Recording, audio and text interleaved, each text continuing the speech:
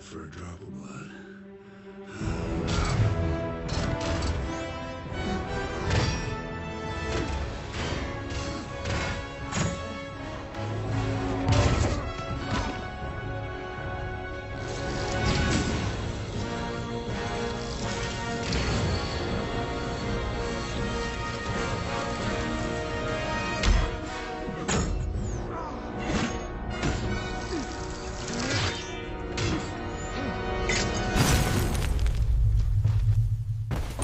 Pernah nggak sih kalian mikir kenapa armornya Iron Man yang padahal terbuat dari nanotech yang super kuat itu bisa retak?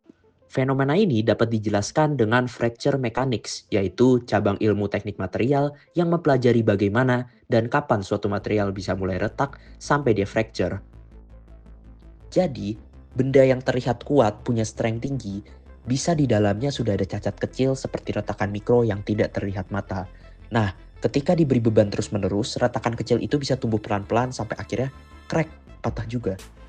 Nah, faktor yang bikin retakan makin parah seperti beban berulang, seperti tekanan terus-menerus, ataupun perubahan temperatur ekstrim sampai bentuk dan posisi cacatnya sendiri. Retakan punya berbagai tipe seperti edge crack, surface crack, sampai true thickness crack yang tergantung dari arah dan seberapa dalam dia nyebar di materialnya.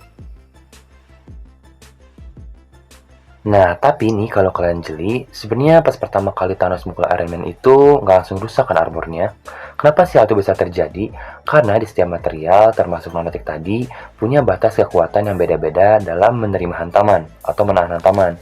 Nah, di fracture mechanics itu disebut dengan KC atau fracture toughness, atau simpelnya kemampuan material untuk menahan pertumbuhan retakan. Dari cuplikan di awal tadi, sebenarnya setiap pukulan yang diterima oleh armornya si Iron Man ini bakal nambahin gaya nih di sekitar retakan kecil yang mungkin udah ada di permukaan armornya. Nah, gaya ini di fracture mechanics disebut K1 atau Stress Intensity Factor. Gampangnya K1 itu kayak ukuran seberapa damage atau sakit retakan itu merasa setiap kali dikenai pukulan. Nah, kalau nilai K1-nya masih kecil, retakan itu belum tumbuh, artinya armornya masih aman.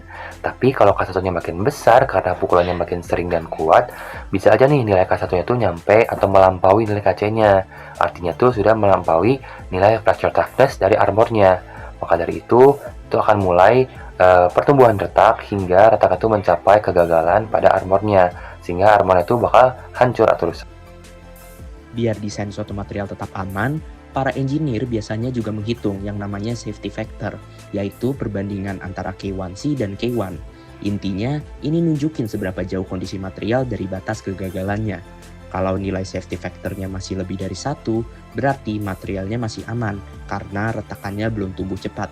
Tapi kalau udah mendekati 1, itu artinya kondisi udah kritis banget. Sedikit aja beban tambahan bisa bikin material gagal.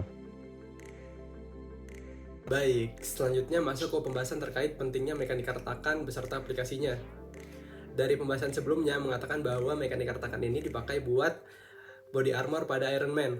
Namun di sisi lain, mekanika retakan itu gak cuma penting buat body armor Iron Man aja loh guys. Di dunia nyata, ilmu ini dipakai di banyak banget hal yang kita jumpai dalam kehidupan sehari-hari, bahkan tanpa kita sadari. Bayangin, jembatan Pasopati yang dilewati mobil dan truk tiap hari, atau bahkan layar HP yang kalian pakai sekarang. Semuanya bisa rusak kalau ada retakan kecil yang dibiarkan begitu saja. Nah, ilmu mekanika retakan itu penting banget karena membantu kita mencegah kegagalan material sebelum terjadi. Dengan kita ngerti cara retakan bertumbuh, kita bisa bikin struktur atau produk yang lebih aman, tahan lama, dan efisien. Oke, tadi udah nonton videonya nih. Sekarang kita balik lagi ke kasusnya Iron Man tadi. Sebenarnya kenapa sih Iron Man itu selalu memperbaiki armornya? Karena nih versi yang lebih baru itu gak cuma harus lebih kuat, tapi juga harus lebih tahan terhadap retakan atau punya KC yang lebih tinggi.